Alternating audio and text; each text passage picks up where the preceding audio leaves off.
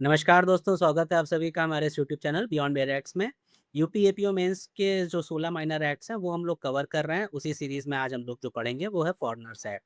इस एक्ट के नोट्स आप लोगों को कहाँ से मिलेंगे? तो जैसा कि आपको मैंने स्टार्टिंग में बताया भी था, जो हमारे पहले लेक्चर्स थे कि हम लोग पूरी तरीके से कोशिश कर रहे हैं कि इन सारे जो 16 माइनर एक्ट्स हैं इनके प्रॉपर्ली नोट्स बना के भी आपको दिए जाएँ, जिसके अंदर की कंप्लीटली इंट्रोडक्शन कैसे जाना है, हिस्टोरिकल बैकग्राउंड क्या है, कंक्लूजन क्या है, कॉन्स्टिट्यूशन से रिलेशन क्या है।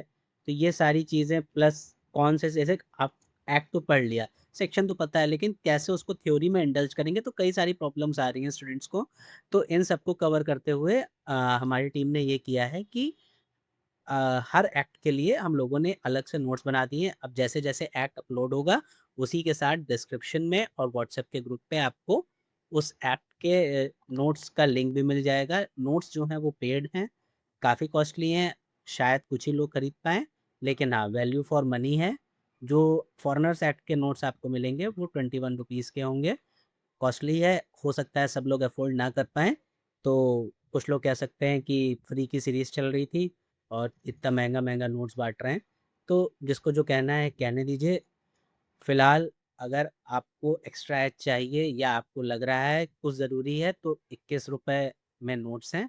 आप लोग इस ऐप के नोट्स ले सकते हैं, कमेंट बॉक्स में मिल जाएँगे आपको, डिस्क्रिप्शन में मिल जाएगा आपको लिंक जो है। अच्छा, अब फॉरेनर्स एक्ट पे आते हैं वापस से। फॉरेनर एक्ट्स पे वापस आते हैं और सीधा सा एक कॉन्सेप्ट समझिए, एक स्टोरी से स्टार्ट करते हैं जैसा कि हम लोग हमेशा ही करते हैं कि सपोज़ एक हमारे भाई साहब हैं, गजोदर भैया हैं। गजोदर भैया का हिसाब-किताब ये है कि गजोदर भैया का एक बहुत बढ़िया घर है, जिसको उन्होंने बनवाया है। उस घर में उनके परिवार के सदस्य रहते हैं। उनके परिवार के सदस्य हैं, गजोदर भैया हैं, तो ट्रीट गजोदर भैया लाइक सेंट्रल गवर्नमेंट।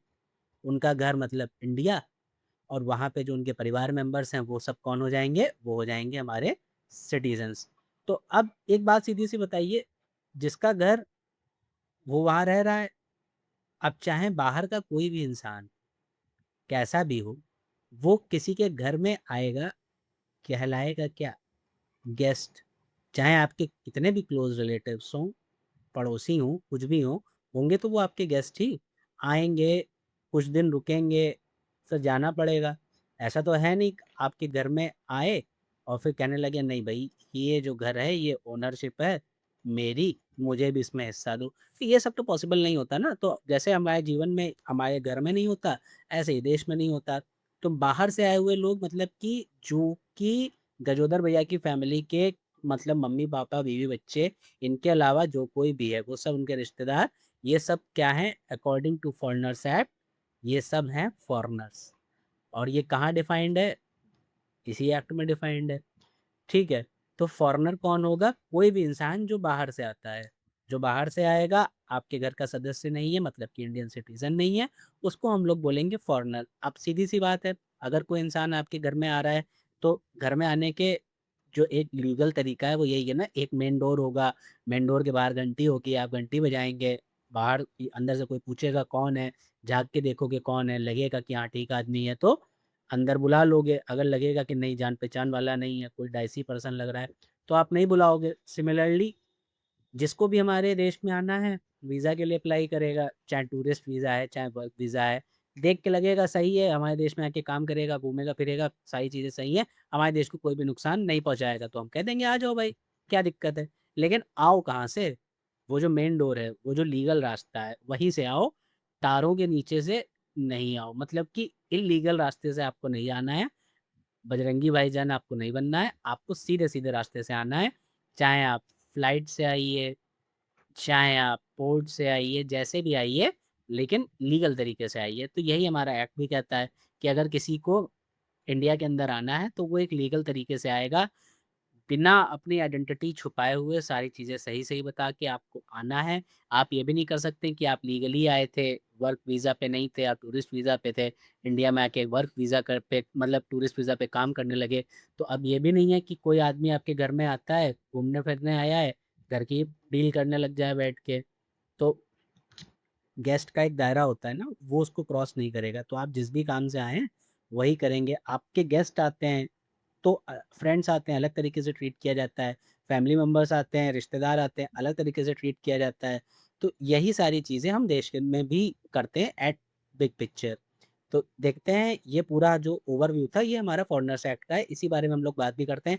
अच्छा फ़ॉरेनर्स एक्ट वैसे तो ये 1946 पूछा जा रहा है, लेकिन 2025 में फ़ॉरेनर्स एक्ट को अपडेट कर दिया गया है। तो इस लेक्चर में उसका भी कुछ हम लोगों ने पार्ट डिस्कस किया है कि सपोज़ बाय चांस इसमें नहीं लेकिन हाँ, जीएस में पूछ लिया गया या आप अपना जब आंसर लिखेंगे तो उसको और बेटर करने का पर्पज़ तो किसी भी तरीके से आप इसको यूज़ कर सकते हैं। मेरा मन था कि ये फ़ॉरेनर्स एक्ट का जो पार्ट है इसको ना छोड़ा जाए। जो छोटे-मोटे चेंजेज़ हुए हैं वो हमारी ज़हन में रहने चाहिए। करंट में तो आ ही सकता है ना 2025 का है और फ़ॉरेनर्स एक्ट हमारा इसमें पूछा ही जा रहा है। तो क्या-क्या हम लोग चेक करेंगे कॉन्स्टिट्यूशनल बैकग्राउंड देखेंगे, फ़ॉरेनर कौन है सेक्शन 2 में बताया है। पावर्स क्या हैं सेक्शन 3 वेरी इंपॉर्टेंट मतलब इससे ज़्यादा इम्पोर्टेंट सेक्शन नहीं है। ब्रह्मास्त्र इसको बोला है भाई। ऑब्लिगेशंस क्या-क्या आती हैं 4, 5, 6, 7 और 7 ए में है। Nationality and burden of proof किस पे होगा? बर्डन ऑफ प्रूफ हम लोग जानते हैं इन सारे स्पेशल माइनर एक्ट्स में पर्सन के ऊपर ही होता है, जो एक्यूज़्ड है कोर्ट मान के चलती है, ये आदमी जो है वो गड़बड़ है। पेनल्टीज़ क्या-क्या होंगी? ये सेक्शन 14, 14 ए, बी, सी में दिया हुआ है। उसके बाद 2025 वाला अपडेट हम लोग देखेंगे। कॉन्स्टिट्यूशनल बैकग्राउंड समझते हैं पहले तो। ऑब्जेक्ट क्या है इसका to regulate the entry present and departure of foreigners in India मतलब कि एंट्री प्रेजेंस और डिपार्चर कैस देश में कैसे एंट्री करेगा देश में कैसे रहेगा और कैसे जाएगा इन सारी चीज़ों को रेगुलेट करना अच्छा यहाँ पे कोर्ट का काम नहीं है यहाँ पे जो है हमारी सेंट्रल गवर्नमेंट जो है वो मेन पावर में है सेंट्रल गवर्नमेंट के पास ही सारी पावर है इस एक्ट के अंतर्गत अब देखते हैं कॉन्स्टिट्यूशनल बैकबोन क्या है? हम लोगों ने आर्टिकल 355 पढ़ा ही है इमरजेंसी के दौरान वाला। तो इस एक्ट की जो कॉन्स्टिट्यूशनल बैकबोन है वो आर्टिकल 355 है। It is the duty of union government to protect states from external aggression. Supreme Court ने सरबनंदा सोनवाल के केस में जो कि 2005 में हुआ था ये बोला कि massive influx of illegal immigrants constitutes external aggression under section under article 355 मतलब कि बाहर से आए जो इलीगल इमिग्रेंट्स हैं वो बहुत ज़्यादा एक्सटर्नल एग्रेशन प्रोवाइड कर सकते हैं, देश के अंदर केओस ला सकते हैं किसी भी स्टेट में। जैसे हम लोगों को सबको मालूम है बांग्लादेश वाला सिनेरियो कैसे क्या है, वहाँ से लोग भागे इंडिया में घुसे या फिर रोहिंग्यास की प्रॉब्लम हमारे यहाँ रहती है। तो कई सारी चीज़ें हैं जो कॉन्सेप्ट्स हैं जो कि बाहर से आए हुए लोग हैं। वैसे भी इंडिया के पास अपना रहने के लिए प्रोडक्शन और सुख-सुविधाएँ कम हैं। आप बाहर से इल्लीगल इमिग्रेंट्स आ जा रहे हैं, तो वो सही बहुत ज़्यादा केओस हो जाता है। अब कोई बाहर से आके यहाँ पे कुछ दंगे कर दे रहा है, कोई कुछ कर दे रहा है, तो इन सारी चीज़ों को डील करने के लिए आर्टिकल 355 में यूनियन गवर्नमेंट को पावर दी गई है। इसीलिए मैंने आपसे पहले बोला था इस एक्ट की कर्ता-धर्ता पार्लियामेंट और सेंट्रल गवर्नमेंट है। पार्लियामेंट ने सेंट्रल गवर्नमेंट को पावर दे रखी है, सारी चीज़ें सेंट्रल गवर्नमेंट ही करती है और सेंट्रल गवर्नमेंट ने फर्दर ये पावर डेलीगेट कर दी है जो ग्राउंड लेवल पे डीएम है, पुलिस है, जो अथॉरिटीज़ हैं, उनमें ताकि ग्राउंड लेवल पे सारा काम हो सके। This constitutional provisions form the entire justification for the foreigners act. तो ये केस जो है वो बहुत इम्पोर्टेंट है इसके रिगार्डिंग ये एक सेकंड कौन-सा केस? सरबनंदा सोलवाल का 2005 का ये केस है, इसको ज़रूर याद रखिएगा। फंडामेंटल राइट्स क्या-क्या हैं?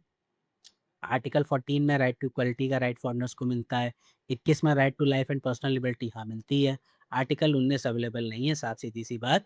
Freedom of speech and movement का राइट नहीं है, फिर कल को कहेंगे आप दूसरा इंसान दूसरे देश से आता है, फिर वो कहेगा फ्रीडम टू रिसाइड भी होना चाहिए, फ्रीडम ऑफ ये सारी फ्रीडम, तो ये वाली फ्रीडम नहीं है। आपको in general right to equality आपके साथ यहाँ कोई भेदभाव नहीं होगा। आपकी लाइफ एंड पर्सनल लिबर्टी को यहाँ पे कोई भी नुकसान नहीं पहुँचाया जाएगा। तो ये फंडामेंटल राइट्स फॉरेनर्स को मिलते हैं। इसके अलावा और भी मिलते हैं लेकिन हमारे काम का यहाँ पे यही है। Bhim Singh versus Union of India is also a leading case on Foreigners Act, what which it deals. Let's see. Foreign national held in detention pending the deportation example. Pakistani prisoners हैं जिनका सेंटेंस पूरा हो चुका है लेकिन अभी उनको shift नहीं किया जा सकता है।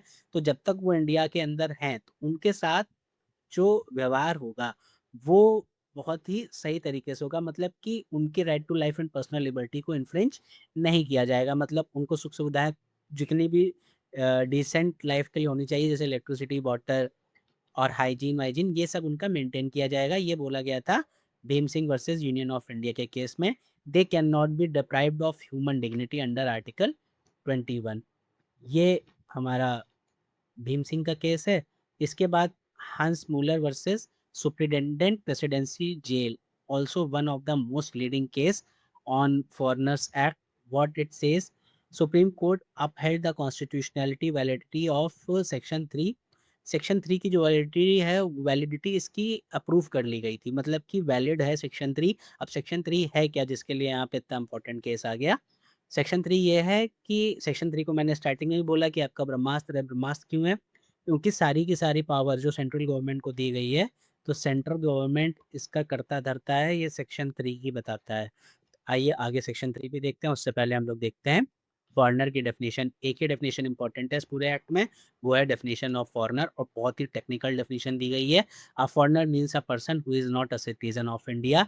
The act does not define a foreigner by a passport or visa status, strictly by lacking of Indian citizenship. केवल इतना दिया हुआ है, foreigner means a person who is not a citizen of India. Clear cut एक line के बाद। इसके अलावा वो आया, वीज़ा लगा, एक्सपायर हो गया, क्या हुआ, क्या नहीं हुआ, इससे कोई लेना-देना ही नहीं है। सीधी बात, हमारे घर के सदस्य नहीं हो, बाहर से हो, चाहे किसी लिए भी आए हो, भैया विदेशी हो, ये साफ-सीधी-सा हमारा कॉन्सेप्ट है। सेक्शन 3 क्या कहता है? सेक्शन 3 कहता है सेंट्रल गवर्नमेंट की पावर सबसे इम्पोर्टेंट, क्या करता है? प्रोहिबिट करता है, रेगुलेट करता है, रेस्ट्रिक्ट करता है entry, departure and presence of foreigners. आप मेरे देश में नहीं आ सकते, या आप आ सकते।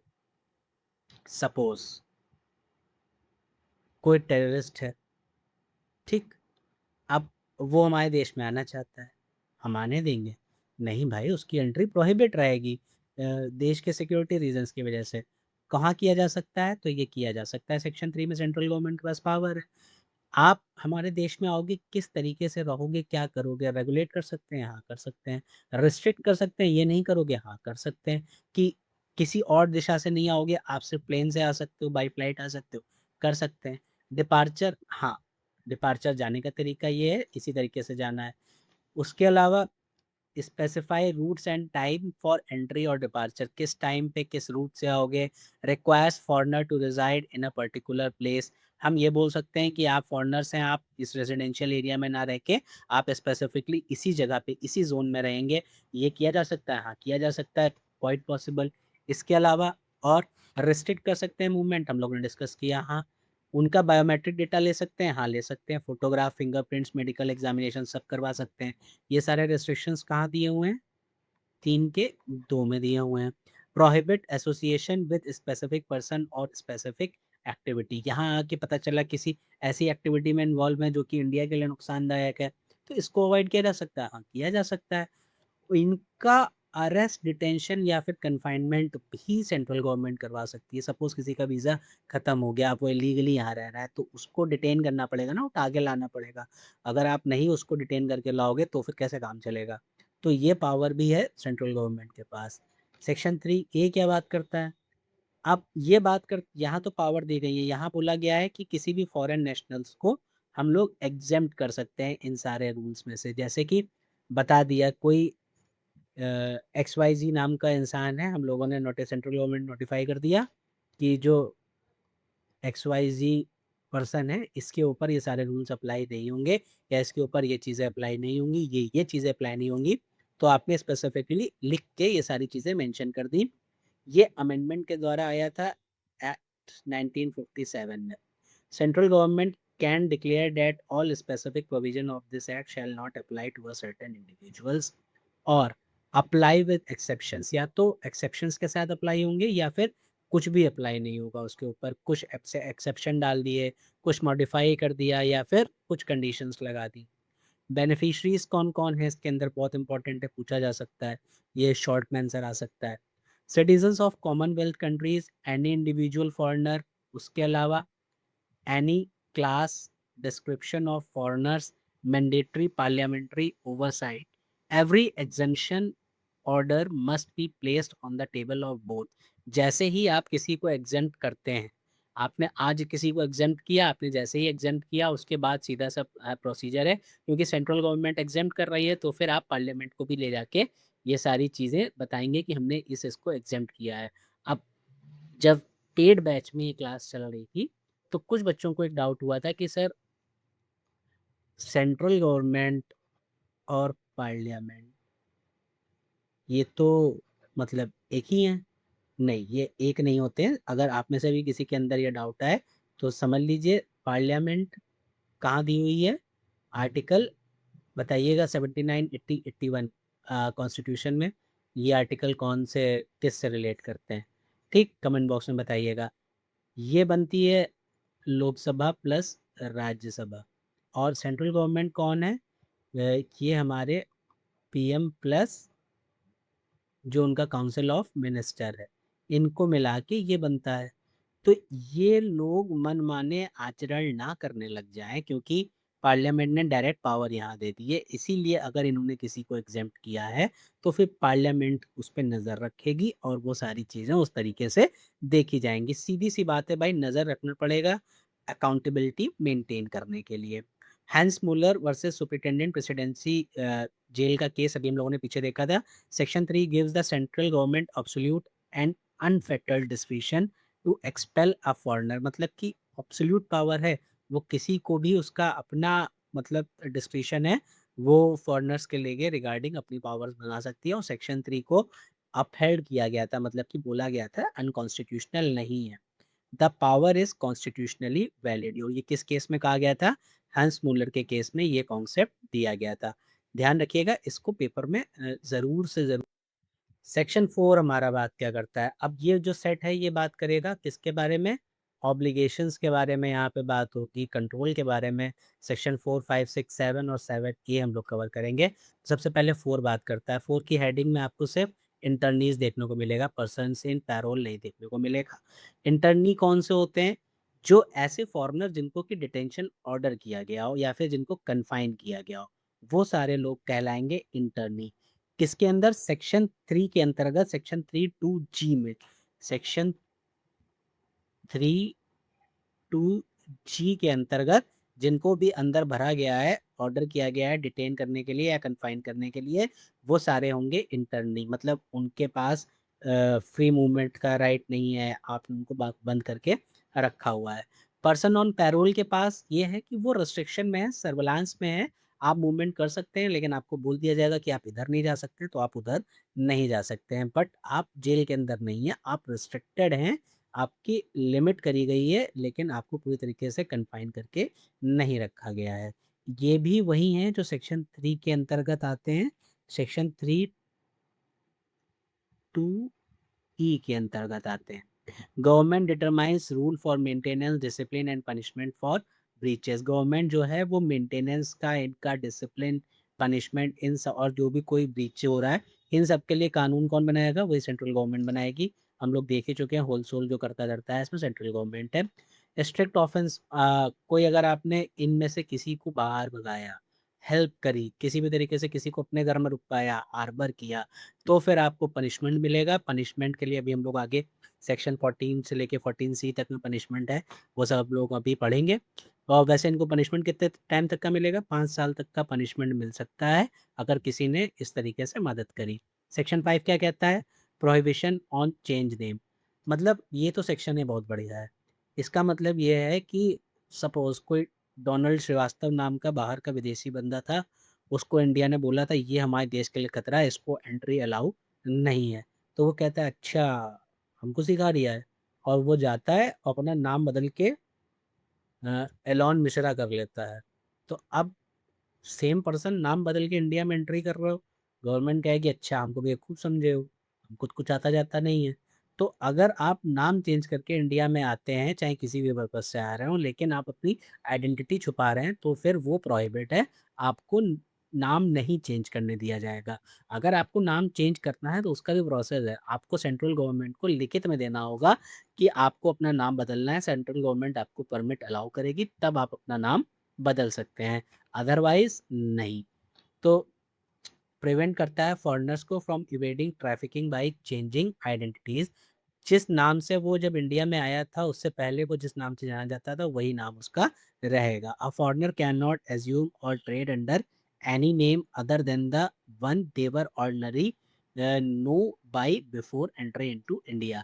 ऑर्डिनरली इंडिया में आने से पहले को जिस नाम से जाना जाता था, उसी नाम को ही उसे रखना होगा, नाम बदलना अलाउ नहीं है। एक्सेप्शन मैंने आपको बताया है, सेंट्रल गवर्नमेंट से रिटर्न में परमिशन लेना पड़ेगा, और या उसके अलावा अगर कोई मैरिड वुमेन है और वो अपने हस्बैंड का नाम आगे कंटिन्यू करना चाहती है, तो वो उसको ये चीज़ अलाउ है। अदर देन दैट और किसी को ये सारी चीज़ें अलाउ नहीं। सेक्शन 6 क्या बात करता है? सेक्शन 6 बात करता है obligations of masters of vessel. तो अब सपोज़ कोई फ़्लाइट है, विस्तारा है या एयर एशिया है, कोई भी फ़्लाइट है, वो क्या करती है, कोई फ़ॉरेनर्स को इंडिया लेके आ रही है और या फिर इंडिया से फ़ॉरेनर्स को लेके जा रही है।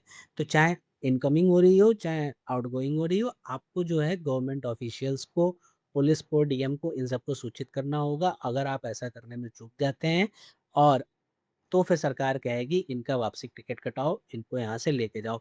हो सकता है ना भाई उस एयरक्राफ्ट से उस पे कोई भी ऐसा इंसान आ जाए जो इंडिया के लिए प्रोहिबिटेड है, तो आपको जो भी जिसको भी आप लेके आ रहे हो, उसके बारे में आपको गवर्नमेंट्स को बताना पड़ेगा।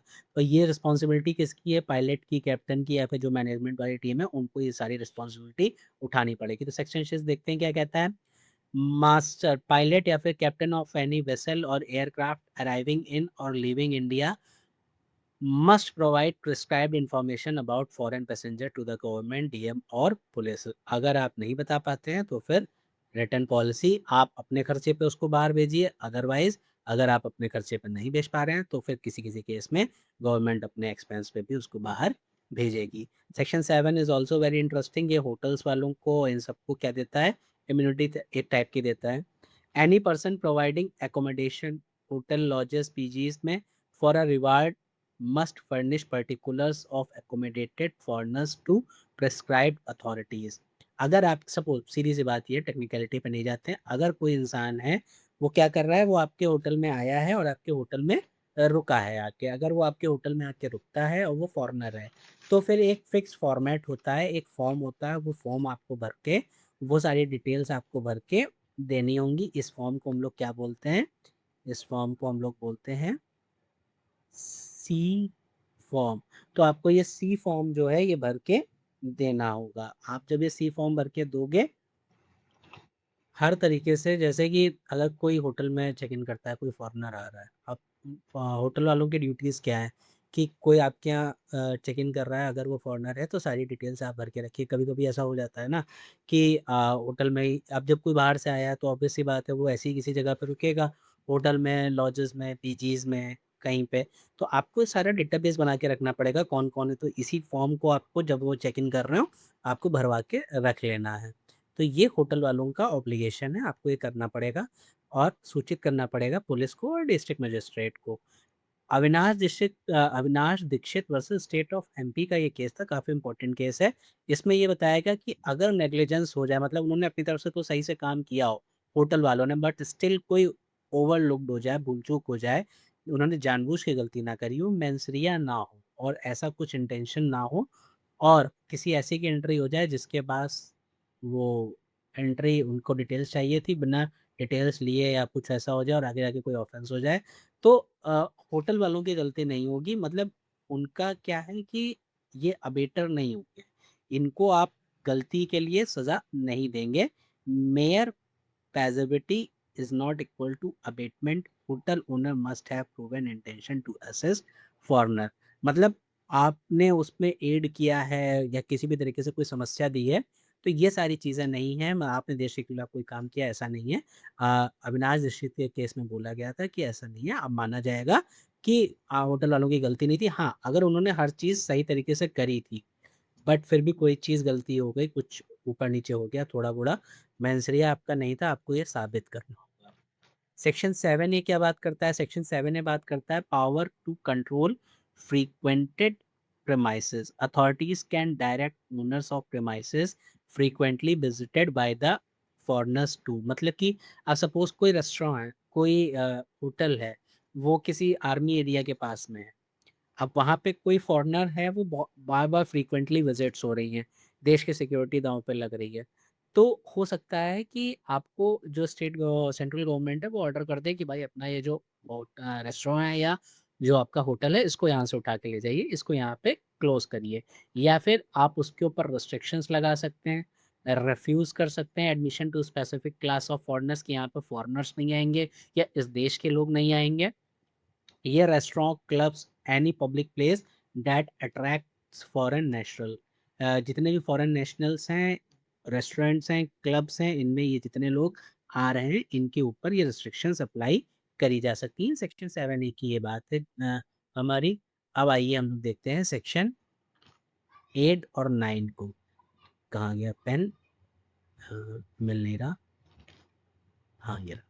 Nationality and burden of proof section 8, 9 और 9 में बहुत इंपॉर्टेंट सेक्शंस हैं, आने वाली संभावनाएं हैं।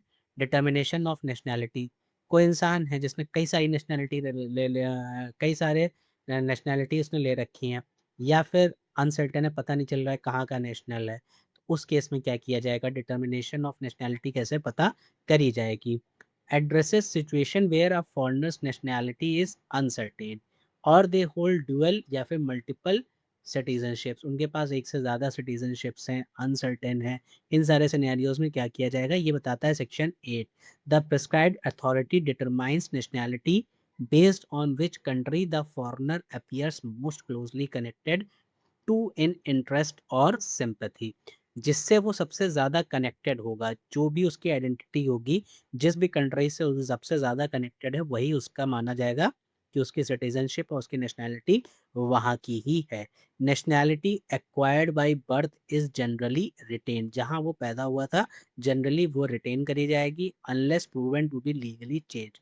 मतलब आपने नेचुरलाइज़ेशन के थ्रू कहीं और शिफ्ट कर लिया हो, फॉर एग्ज़ाम्पल, जब तक आपको ये प्रूव करने करेंगे, जब तक आप प्रूव नहीं करेंगे, तो जहाँ आप पैदा हुए थे वहीं की नेशनैलिटी आपको मिलेगी। ये आपको ध्यान देना पड़ेगा।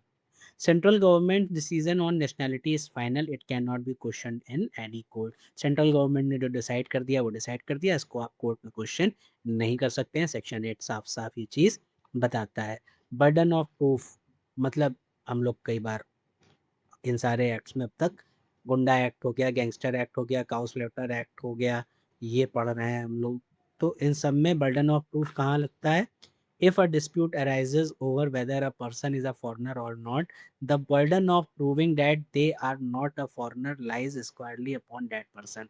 हम मानेंगे कि तुम विदेशी हो, तुम साबित करो कि तुम इंडियन हो, विदेशी नहीं हो। आधार लाओ, वोटर लाओ, जो भी आइडेंटिटी है, इंडिया की मार्कशीट लाओ, 10th-12th की लाओ, कुछ भी लाओ, साबित करो। अगर नहीं दे पा रहे हो तो हम तो मान के वैसे ही चल रहे हैं कि तुम विदेशी हो। This is a complete reversal, जो नॉर्मल एविडेंस लॉ होता है उससे एकदम विपरीत चलता है। बहुत बार हम लोग देख चुके हैं। सरबनंदा सोनोवाल का जो केस है सुप्रीम कोर्ट ने हर्ट किया था। Placing of burden of proof on the एलिज्ड foreigner is fair, reasonable, और उसके अलावा फेयर है, रीजनेबल है, आर्टिकल 21 के बिल्कुल भी अगेंस्ट में नहीं है। सब चीज़ें यहाँ पे एकदम 100% एक्यूरेट हैं। आइए नेक्स्ट स्लाइड देखते हैं। एनफोर्समेंट पावर सेक्शन 12, 11 और 13, ये क्या बात करता है? Section 11, power to give effect to the order use of force. Any empowered authority or police officer can take necessary steps to use reasonable force. Reasonable force का connection use वो लोग कर सकते हैं टू इंश्योर करने के लिए जितने भी कंप्लायंसेस हैं, जो भी ऑर्डर किया गया है इस एक्ट के अंतर्गत। इसके अलावा मोस्ट इम्पॉर्टेंटली, इसके अलावा हम लोग देखते हैं ऑल्सो अप्लाइज टू प्रिवेंटिंग और rectifying any breach of such order. अगर प्रिवेंट करना है या रेक्टिफाई करना है, कोई ब्रीच हुआ है, तो भी उसके लिए नेसेसरी जो यूज़ ऑफ फोर्स है वो यूज़ किया जा सकता है। रीजनेबल कितना होना चाहिए? It is critical, case to case differ होगा। The word reasonable is important, excessive force is not permitted even under this section. ऐसा ही एक जनरल एक्सेप्शंस में हम लोग पढ़ते हैं। बताइएगा वो सेक्शन बीएनएस के अंदर वो सेक्शन कौन सा है जिसमें बोला गया है कि रीजनेबल फोर्स ही अप्लाई करनी चाहिए? कमेंट बॉक्स में जरा ड्रॉप कीजिएगा। बीएनएस भी आ रहा है। और एक बहुत चीज़ ध्यान से सुनिएगा, आप थ्योरी सारी पढ़ लीजिए मेजर लॉस की, बट इलस्ट्रेशन किस किस के? इलस्ट्रेशन बीएनएस के और एविडेंस एक्ट के खोल के पी जाइए, बार बार प्रॉब्लम सॉल्व करने की प्रैक्टिस करिए, थ्योरी लिखने को तो आएगी, बट ये प्रैक्टिकल प्रॉब्लम्स एपीओ के पेपर में पूछी गई हैं, पूछी जाएँगी। जैसे ज़्यादा प्रोबेबिलिटी होती है, रेस जस्टे आपको लिखने को नहीं आएगा, रेस जस्टे पे आपको कोई प्रॉब्लम मिल जाएगी, प्ली ऑफ एलिbi पे आपको कोई प्रॉब्लम मिल जाएगी। 2-3 कॉन्सेप्ट मर्ज करेंगे और उसके बाद बोलेंगे कि बताओ ये कुछ आखिरी में कन्फेशन टाइप का हो जाएगा, वो आपको बताना होगा कि ये पुलिस को दिया हुआ कन्फेशन अ, एडमिसिबल है कि नहीं है। तो इस टाइप का कॉन्सेप्ट लगेगा, तो प्रॉब्लम्स ज़रूर, इलस्ट्रेशन ज़रूर सॉल्व कीजिए अपने मेजर लॉस के लिए भी। सेक्शन 12 क्या बात करता है? Power to delegate authority. Any authority vested with power under this act can delegate those power in writing. Starting में हम लोगों ने देखा था कि पार्लियामेंट ने पावर सेंट्रल गवर्नमेंट को दी थी, सेंट्रल गवर्नमेंट फुल काम कर रहा है। अब सेंट्रल गवर्नमेंट क्या कर रही है? सेंट्रल गवर्नमेंट ये पावर्स किस किस को दिए दे रही है? दोज पावर इन राइटिंग, क्या सबसे पहले तो क्या है राइटिंग में? To a subordinate authority, delegation is subject to any specified conditions and restrictions mentioned in the written instrument. Ensure administrative efficiency, seniors officer को ये पावर पास करी जाएगी ग्राउंड लेवल पे। भाई सेंट्रल गवर्नमेंट है, उसके पास बहुत सारे लोग हैं, वहाँ बॉर्डर पे कौन घुस रहा है, शहर के अंदर कौन आ गया है, इलीगल इमिग्रेंट्स तो नहीं है, हर चीज़ है ना, तो आपको पावर डिस्ट्रीब्यूट करके रखनी पड़ेगी। अगर डिसेंट्रलाइज आप पावर नहीं करेंगे तो फिर पॉसिबल नहीं होगा पूरी तरीके से कंट्रोल करना। सेक्शन 13 क्या बात करता है? Attempts, abetment and preparatory acts जो हैं उनके बारे में। Anyone who attempts to contravene does a preparatory act or abets the contravention of this act is deemed to have contravened the provisions themselves। मतलब कि इस एक्ट में कोई भी क्या कर रहा है? अटेम्प्ट कर रहा है, उसके अलावा प्रिपरेशन कर रहा है या फिर अबेट कर रहा है, कोई भी ऐसा काम जो कि इस एक्ट में बोला गया है कि नहीं करना। जैसे कि अभी हम लोगों ने देखा ही था कि अगर किसी को आपने इंटर्नी रखा है या पैरोल पे है, उसको रिस्ट्रिक्ट किया है, आप उसको हार्बर कर रहे हो, एड कर रहे हो, तो वो भी पनिशेबल है। वही सब बात कर रहा है कि उसको आप अटेम्प्ट कर रहे हो, अबेट कर रहे हो या कोई भी प्रिपरेशन करके दे रहे हो, तो ये सारी जो इस एक्ट के अगेंस्ट हैं वो सब पनिशेबल है। हार्बर कर रहे हो any person who assist violator with the intent to prevent, क्या इंटेंट है? प्रिवेंट करना है, हिंडर करना है, उसके अलावा इंटरफेयर करना है विद देयर अरेस्ट और trial is legally targeted as an abettor, उसको अबेटर ही बोला जाएगा। अविनाश दीक्षित के केस में भी कहा गया था मेंसरिया शो करानी पड़ेगी। Mere passivity and carelessness will not amount to abetment. Proven intention is required to convict under this section. Section 14C के अंदर पनिशमेंट दिया। अब हम लोग बात करेंगे किसकी? पेनल्टी प्रोविजंस की। सेक्शन 14 टू 14C तक है।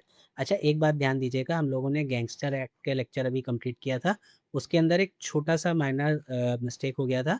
सेक्शन 3 में हम लोग पनिशमेंट की बात किए थे, तो सेक्शन 3 में जब पनिशमेंट की बात की तो वहाँ पे हम लोगों ने ये देखा था कि अगर कोई पब्लिक सर्वेंट के अगेंस्ट में पनिशमेंट दिया जा रहा है तो उसमें क्या होगा? मिनिमम पनिशमेंट दिया हुआ है 3 ईयर का, लेकिन मैक्सिमम पनिशमेंट नहीं है। हम लोगों ने मैक्सिमम पनिशमेंट 10 ईयर्स पढ़ लिया था। ये स्लाइड्स बनाने वाले जो हमारे भाई साहब हैं, इनकी गलती की वजह से ये हुआ।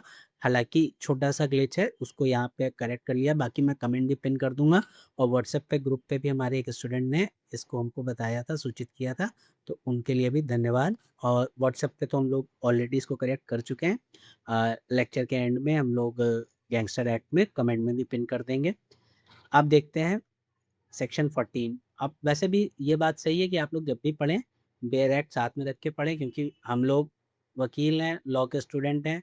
बेयर एक्ट जिंदाबाद, चाहे कुछ भी हो, बेयर एक्ट जरूर हाथ में होनी चाहिए। वही हमारी भाषा है, वही हमको कोर्ट में बोलना है, जज बन जाएंगे, उसी से पढ़ के हमको डिसीजन देने हैं। तो बेयर एक्ट तो हमारे पास हमेशा, चाहे पढ़ रहे हो, चाहे आप एज अ जज या फिर एपीयू कोर्ट में हो, bare act is bare act. Section 14, अगर समय से ज़्यादा कोई इंडिया में रह गया, मतलब लीगली आप आए थे इंडिया में लेकिन वीज़ा ख़त्म हो गया, अब और ज़्यादा समय तक रह गए, तो अप टू 5 ईयर्स तक का पनिशमेंट होगा, प्लस फाइन एंड फॉरफीचर भी हो सकता है। Remaining in India beyond the permitted visa period or violating visa condition, entry was legal, only the stay became illegal. एगुड़ा अम्बा वर्सेस स्टेट ऑफ केरला का केस में बोला गया था सेक्शन 14 अप्लाइज करेगा जब इनिशियल एंट्री जो है वो लीगल थी बट आफ्टरवर्ड्स वो ओवर स्टेट समय से ज़्यादा आप रुक गए।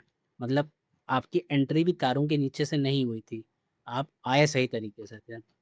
सेक्शन 14 ए बात करेगा कि आप तारों के नीचे से आए, इलीगल एंट्री और रिस्ट्रिक्टेड एरियाज से आए तो फिर 2 से 10 साल तक का पनिशमेंट और 5 से 10 से 50,000 तक का फाइन। 2 से 8 साल का पनिशमेंट, 10 से 50,000 का फाइन। कब? जब आप तारों के नीचे से आए हैं या किसी भी ऐसे एरिया से आए हैं जहाँ से आना मना था। अ, एक मूवी आई थी शायद शाहरुख खान की, ढुनकी या ऐसे करके कुछ थी जिसमें ये लोग इल्लीगल तरीके से कोई एक ऐसा रास्ता होता है जहाँ से कूद के जाते हैं जो कि वैलिड नहीं था। तो वैसे ही अगर किसी कोई ऐसे रास्ते से इंडिया आ रहा है तो वो रिस्ट्रिक्टेड एरियाज़ हैं, इल्लीगल एंट्रीज़ हैं। तो ये सब तरीके में आपको इतना पनिशमेंट हो जाएगा। रिस्ट्रिक्टेड एरियाज विदाउट परमिट और entering India without valid documents, आप इंडिया आ गए without valid document, the entry itself was illegal from the start, harsher penalty मिलेगी आपको। सेम एगुड़ा अम्बा के केस के अंदर बोला गया था 14 A applies when the entry itself was illegal, आपके पास स्टार्टिंग से ही कोई वैलिड डॉक्यूमेंट नहीं था। सेक्शन 14 बी अगेन 2 से 8 तक का पनिशमेंट और 10 से 50,000 तक का fine. Knowingly used a forge passport, आपने एक फॉर्ज पासपोर्ट, इंटेंशन शो कर रहा है आपका, मेंसरिया पता चल रहा है यहाँ पे, ये वर्ड जो है मेंसरिया का है, इसको ध्यान रखिएगा। एंटर और रिमेन इन इंडिया, आपके डॉक्यूमेंट्स फर्जी हैं, आपको स्टार्टिंग से पता है, लेकिन आप एंटर भी कर लिए हैं और फिर आप इंडिया में रह भी रहे हैं। Knowingly is the mens rea, innocent mistake is a defence, अगर गलती से हुआ ये सब तो डिफेंस मिल जाएगा, बट यहाँ पे मेंसरिया आपकी गिल्टी है। सेम क्वांटम वही पनिशमेंट जो हम लोगों ने देखा वही रहेगा, इक्वल सीरियस है। सेक्शन 14 सी बात करता है अबेटमेंट की, जो अबेटमेंट आपने जिसका भी किया है आपको सेम उसी का ही ऑफेंस मिलेगा। अविनाश दीक्षित वाली बात आपको देखनी होगी कि आपका मेंसरिया था कि नहीं था। Miscellaneous provisions 15, 16 and 17। Section 15 protection to person acting under this act, good faith immunity, अगर कोई पर्सन गुड फेथ में काम कर रहा है तो उसको इम्यूनिटी मिल जाएगी। जो हम लोग नोट्स भी पढ़ेंगे वो भी जैसे इसमें भी हम लोगों ने गुंडा एक्ट से कंपेयर किया है यूपी में आने वाले एक्ट से, तो जितने भी हम लोग नोट्स भी आप लोगों को दे रहे हैं, प्रोवाइड कर रहे हैं, एक तो बहुत ज़्यादा कॉस्टिंग वाले हैं, बहुत महंगे हैं, 20 रुपये 25 रुपये, बहुत मैक्सिमम 49 रुपीज़ तक की कॉस्ट जाएगी। लेकिन वो एक ही याद है, दो एक्ट हैं जिनकी कॉस्टिंग इतनी ऊपर जाएगी, अदरवाइज सब 21 रुपये के अराउंड ही हैं। तो इन सब नोट्स में भी हम लोगों ने एक्ट्स को इंटरलिंकेज किया है ताकि एक एक्ट आप जब पढ़ लो तो दूसरे का भी रिवीजन होता रहे। सिमिलरली जैसे अभी नोट्स हैं, नो सिविल सूट प्रोसिक्यूशन और other legal proceeding can be filed against any person और एक्शन डन और intended to be done in good faith. Similarly जैसे कि आइडेंटिकल प्रिंसिपल कहाँ, section 22 of UP public examination act 2024 और section 14 गुंडा act में हम लोग ऑलरेडी देख चुके हैं। सेक्शन 16 की क्या कहानी है, application of other laws not bar, ये जो एक्ट है ये सप्लीमेंटल है, ये किसी और एक्ट को ओवर पावर नहीं करता है, मतलब कि ये एक्ट दूसरे एक्ट के साथ में चलेगा, कॉम्प्लीमेंट कर रहा है। The provisions of foreigner act 1946 are in addition to, not in derogation of other existing law, and offender can be simultaneously governed by registration of foreigners act, Indian passport, entry to India act 1920, any other applicable special law. The foreigner act does not create an exclusive regime. Section 17 रिपील्स की बात करता है कि repeal हो चुका है कब, 1950 के अंतर्गत ये रिपील हो गया था। लैंडमार्क केस है, हम लोग ऑलरेडी देख चुके हैं, हंस मोलर का केस है, सरबनंदा, एगवाड़ा अम्बा, भीम सिंह, अविनाश दीक्षित और सरबनंदा सोनवार। एक बार आप लोग एक बार इसको पूरी तरीके से चेक कर लीजिएगा, ऑलरेडी हम लोग इसको पहुंच चुके हैं। एक बार वीडियो पॉज करके टेक्स्ट पढ़ लीजिएगा। इसके बाद 2025 एग्जाम बूस्टर जो इमिग्रेशन और फॉरेनर्स एक्ट है हमारा 2025 वाला, वो क्या बात करता है उसको भी एक झलक हम लोग देख लेते हैं। The government of India has consolidated 4 outdated colonial era laws, जिनको अभी हम लोग पढ़े थे, including the foreigners act 1946 into the new immigration and foreigners act 2025। Effective कब से, सितंबर 1 2025। तो बहुत ज़्यादा पॉसिबिलिटी है आपसे जीएस में इसका कोई सवाल आ जाए। क्या हुआ है, बायोमेट्रिक रिपोर्टिंग जो है वो हम लोगों ने सेंट्रलाइज कर दी है। Foreigners must register individually with FRRO, foreigners regional registration office, Hospital, PGs and academic bodies must also report foreign nationals to a central biometric database. अब एक सेंट्रल बायोमेट्रिक डेटाबेस बन गया है, कोई हॉस्पिटल में आ रहा है, कोई पीजी में है, कोई हॉस्पिटल में है, कहीं भी है, तो अब उनकी जो अथॉरिटीज़ हैं वो डायरेक्टली इसी डेटाबेस से रजिस्टर कर पाएँगी, सेंट्रल बायोमेट्रिक डेटाबेस में ही डायरेक्ट उसकी एंट्री हो जाएगी। ब्यूरो ऑफ इमिग्रेशन जो है उसको हम लोगों ने अपग्रेड किया है, upgraded from N administrative body. अब तक क्या था, ये केवल एक एडमिनिस्ट्रेटिव बॉडी थी, लेकिन अब इसको एक स्टैट्यूट बना के स्टैट्यूटरी बॉडी कर दिया गया है। रिस्पॉन्सिबल, जो कि रिस्पॉन्सिबल है मेंटेन करने के लिए central biometric database. Central biometric database को रिस्पॉन्सिबल है मेंटेन करने का काम ब्यूरो ऑफ इमिग्रेशन का, for all foreigners in India. उसके बाद फॉरेन ट्रिब्यूनल्स बनाए गए हैं और detention. Foreign tribunals judicial bodies बनाई गई हैं, जो कि आइडेंटिफाई करेगा इलीगल इलीगल माइग्रेंट्स को। State government manage detention centres in collaboration with the central government. State government जो है वो डिटेंशन सेंटर बनाएगा कोलैब करते हुए सेंट्रल गवर्नमेंट के साथ। ह्यूमैनिटेरियन एग्जेम्पशंस यहाँ पे क्या है, legal exemptions from detention prosecution. Citizens of कुछ लोगों को हम लोगों ने एग्जेम्पशंस दिया हुआ है, जैसे कि citizens of Nepal and Bhutan, Tibetan refugees जिनका वैलिड डॉक्यूमेंट है, families of arm force personal, persecuted religion minorities जो नियर अबाउट हमारे एरियाज़ हैं, कहाँ के, अफ़गानिस्तान, पाकिस्तान, बांग्लादेश के, वहाँ के हिंदू, सिख्स, बुद्धिस्ट, जैनीज़, पारसीज़ और क्रिश्चियंस, इनके लिए एग्जेम्पशंस हैं हु एंटर्ड इंडिया ऑन और बिफोर 31 दिसंबर 2024। 2025 का जो एक्ट है वो बैलेंस क्रिएट करता है national security with humanitarian responsibilities with twin pillar of India's immigration policy. तो ये चीज़ें भी हमारे लिए जानना ज़रूरी है, मेंस के लिए बहुत इंपॉर्टेंट होगा। ये एक कंपैरिजन टेबल है। फॉरनर एक्ट 1946 ये कब आया था इन फोर्स अंटिल 31 अगस्त 2025, ये 1 सितंबर से आ गया फोर्स में। Loss consolidated stand alone single act था, इसमें 4 को मर्ज किया गया है।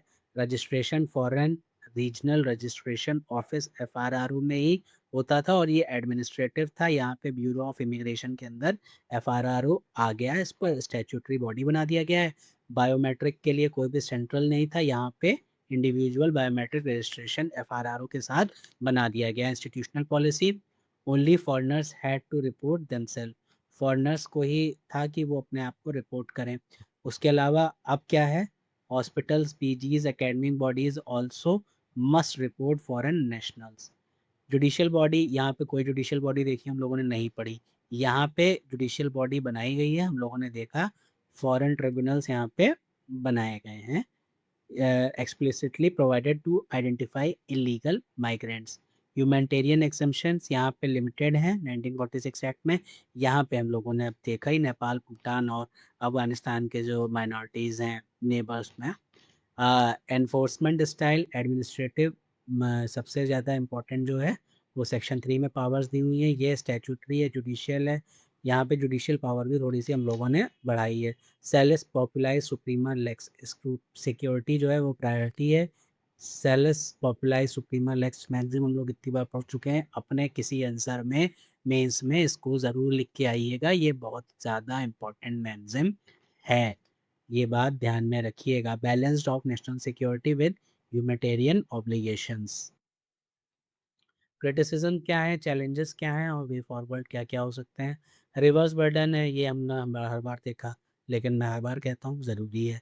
ऑब्सोल्यूट गवर्नमेंट डिस्क्रिप्शन, सारी पावर सेंट्रल गवर्नमेंट के हाथ में, जो कि अब आगे जाके हम लोगों ने सेंट्रलाइज कर लिया है, जुडिशियल को एंट्री दे दी है। Detention without adequate infrastructure, Supreme Court and Bhim Singh noted detention conditions are often inhuman. India lacks adequate detention centers with basic amenities. Outdated framework, क्योंकि 1946 का है तो आउटडेटेड फ्रेमवर्क है।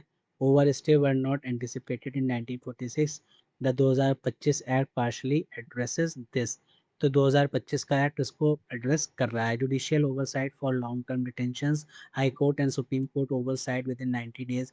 जिनका भी डिटेंशन हो रहा है उसके ऊपर हाई कोर्ट और सुप्रीम कोर्ट नज़र रखे, और नेशनल ह्यूमन राइट कमीशन को इसके बारे में पता है। स्टैंडर्डाइज करे डॉक्यूमेंट असिस्टेंस को मॉडर्न डिजिटल, ये सारी चीज़ें हम लोग देख चुके हैं, आप लोग एक बार रीड कर लीजिएगा पीपीटी। एक्ट का नाम क्विक रिवीजन, हम लोगों ने देखा है फॉरेनर्स एक्ट 1946 जिसको रिप्लेस कर दिया गया है। कॉन्स्टिट्यूशनल बेसिस 355 में हम लोगों ने देखा।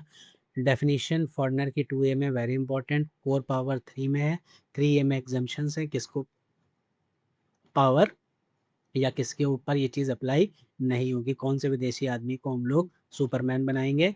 इंटर्नी और पेरोल के बाद सेक्शन 4 में करी गई है, बर्डन ऑफ प्रूफ सेक्शन 9 में, नेशनलिटी 10 में, वो नेशनलिटी 8 में, यूज़ ऑफ फोर्स इस एक्ट को इम्प्लीमेंट करने के लिए पुलिस जो है वो फोर्स का भी यूज़ कर सकती है। अबेटमेंट 13 और 13C वो 14C के अंतर्गत, पेनल्टी 14 में, 14A में, 14B में, very important very important very important, good faith 15 में, इलीगल एंट्री करी है, रिस्ट्रिक्टेड एरिया से आया और 2 से 8 साल तक के लिए 10 से 50,000 तक का फाइन, पेनल्टी ओवर स्टे कर लिया है तो 5,000 तक का फाइन, और फिर फाइन प्लस बॉन्ड फॉरफिचर, और अगर 14B में फंस रहा हो, पासपोर्ट ही नकली था तो भी 2 से 8, 10 से 50 साल। नोइंगली आपने ये सारा छेड़छाड़ करी है डॉक्यूमेंट्स के साथ और इंडिया में घुसे हो। इसी के साथ ये लेक्चर खत्म होता है। ये मेंस के लिए कंक्लूजन है। रेडी टू यूज़, आप यूज़ कर सकते हैं। The foreigner act serves a critical statutory mechanism under article 355 to protect India's sovereignty, while 1946 Act provided sweeping regulatory power transition to Immigration and Foreigners Act 2025 modernize this framework introducing biometric tracking and ये इसको आप पढ़ लीजिएगा, basic सी चीज़ है, आप ही के लिए है। जिसको नोट्स परचेज करने हो वो लिंक पे जो डिस्क्रिप्शन में है, आप लिंक पे क्लिक करके नोट्स परचेज कर सकते हैं। आई होप आपको सारी चीज़ें क्लियर हो गई होंगी, ये एक्ट क्लियर हो गया होगा। हारिएगा नहीं, अभी बहुत ज़्यादा टाइम नहीं है। कभी-कभी दिमाग में आता है ये चीज़ बच रही है, ये चीज़ बच रही है, कैसे क्या करना है, सब हो जाएगा, परेशान मत होइए। जिस दिन आप पेपर देने जाएँगे, आंसर लिखने बैठेंगे, दिमाग अपने आप चलता है। भले अभी आपको लग रहा हो कोई चीज़ दिमाग में नहीं आ रही, सब उड़ा जा रहा है, ऐसा कुछ नहीं होता, सबके साथ यही होता है और कोर्स कभी कंप्लीट नहीं होता। लगता है ये बच गया, ये बच गया, ये बच गया, टिल सिलेक्शन भी हो जाता है, फिर भी लगता है कि अरे सिलेक्शन कैसे हो गया, अभी तो मैंने ये भी नहीं पढ़ा था, ये भी नहीं पढ़ा था। हाँ, जो इम्पोर्टेंट चीज़ें हैं उस पे फ़ोकस कीजिए, प्रैक्टिकल प्रॉब्लम्स को ज़रूर लगाइए मेजर एक्ट्स के अंतर्गत। चलिए नेक्स्ट लेक्चर में मिलते हैं, धन्यवाद।